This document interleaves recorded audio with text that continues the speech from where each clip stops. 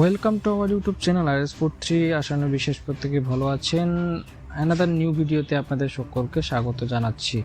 এই ভিডিওতে আমরা আলোচনা করব ভারত বনাম পাকিস্তানের মধ্যকার যে ম্যাচ, এখানে যে হামলা হওয়ার সতর্কতা বা একটা আলাদা যে একটা হুমকি রয়েছে, তার কী রকম নিরাপত্তা রয়েছে সেটা কিন্তু আমরা চেষ্টা করব তুলে ধরার, যে এখানে কি কি হয়েছে, তাদের তরফ থেকে কি কি জানানো হয়েছে, যে কীরকম নিরাপত্তা হয়েছে। তাহলে চলুন বন্ধুরা, কথা বাড়াবো না, এটা জানা উচিত, তাই আমরা ভিডিওটা নিয়ে আসলাম।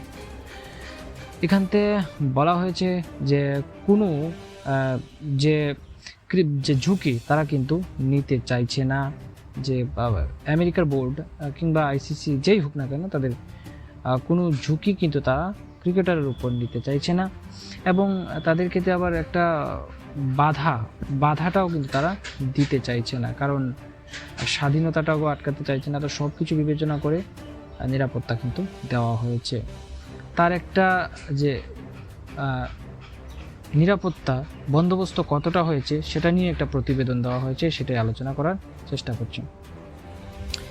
এখানে সাধারণত বলা হয়েছে যে নিরাপত্তা ব্যবস্থা কতটা বন্দোবস্ত করা হয়েছে বা ভালো হয়েছে, সেটা কিন্তু বোঝা গেছে বাংলাদেশ পাকিস্তান ম্যাচেই, দুঃখিত, বাংলাদেশ ভারত ম্যাচেই। তো আপনারা দেখেছেন বা যারা দেখেননি তাদেরকে বলি। তো এখানে বলা হয়েছে বাংলাদেশ যে ইন্ডিয়ার ম্যাচে একটি দর্শক কিন্তু চলে এসেছিল রোহিত শর্মার কাছে দৌড়ে। তো তাকে সেখান যাওয়ার আগেই তাকে ধরে ফেলা হয় নিরাপত্তা কর্মী যারা ছিলেন।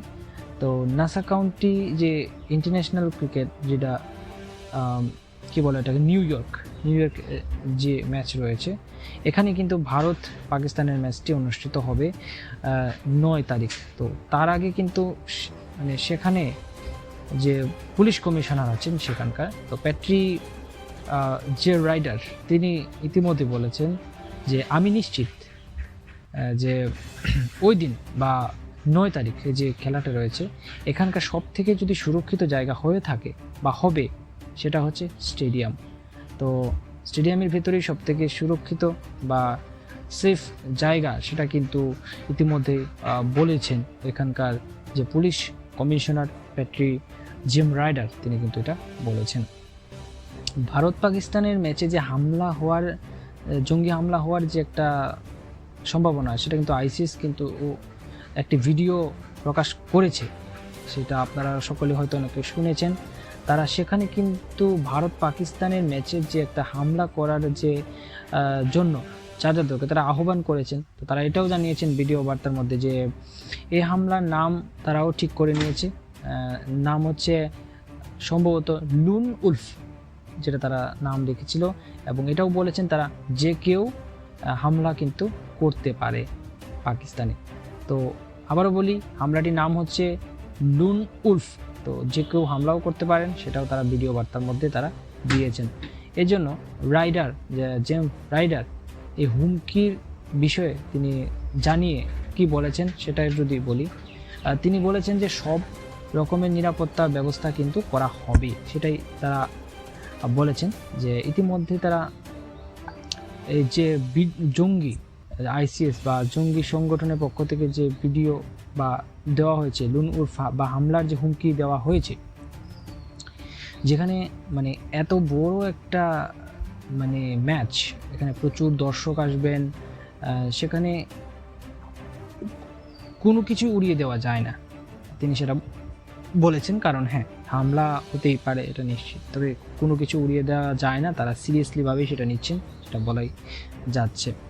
তবে তিনি এটাও বলেছেন যে রাতারাতি এই হুমকিটা কিন্তু দেওয়া হয়েছে তা নয়, কারণ রাইডার তিনি বলেছেন যে এটি গত এপ্রিল মাস থেকেই সাধারণত জঙ্গি সংগঠন ICS তারা কিন্তু এরকম হামলার যে একটা হুমকি তারা দিয়ে আসছে।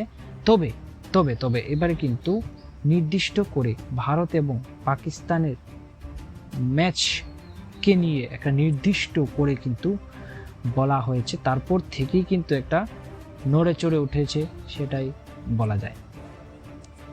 তবে এটাও একটা অপ্রীতিকর একটা তথ্য রয়েছে, সেটাও যদি বলি, তারা তো এখান থেকে নির্দিষ্ট যে হুমকির মানে হামলার কথা বলেছে, এখান থেকে তো তারা হয়েছে, মানে তারা নিশ্চিত হয়েছে। তারপর থেকেও আরেকটা ঘটনা যেটা অবাক করেছে সেটা হচ্ছে নাসা কাউন্টি ক্রিকেট স্টেডিয়ামের উপর সম্প্রতি একটি ড্রোন উঠতে দেখা গেছে, ঠিক আছে। তো তাতে কিন্তু ম্যাচের তারিখ লেখা রয়েছে। তো এটাই হচ্ছে সব থেকে গুরুত্বপূর্ণ। তো এটা দেখার পরেই কিন্তু নড়ে চড়ে বসেছে বলা যায় তাদের নিউ ইয়র্ক প্রশাসন। এবং এখানে আরেকটা কথা বলে রাখি, নিউ ইয়র্কের যে গভর্নর রয়েছে প্যাট্রিক অপল, তিনি নিরাপত্তার বৃদ্ধি করার জন্য নিউ ইয়র্ক স্টেট পুলিশকে তিনি নির্দেশ দিয়েছেন ইতিমধ্যে। যে তিনি বলেছেন যে এই মুহূর্তে আলাদা করে যে মানুষের নিরাপত্তা নিয়ে কোনো সংশয় তৈরি হয়নি, এটাই তিনি বলেছেন।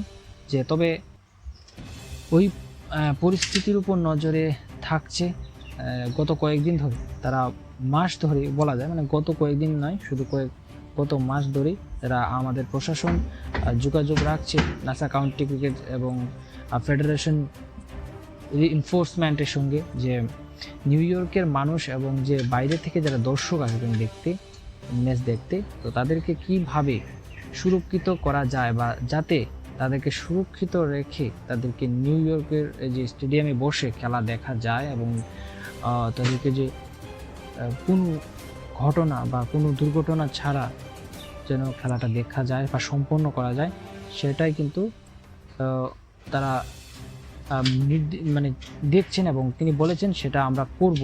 তো যাই হোক, দেখা যাক কতটা তারা করতে পারেন। তবে হ্যাঁ, অবশ্যই একটা অপ্রীতিকর তথ্য কিন্তু আমাদের সামনে এসছে।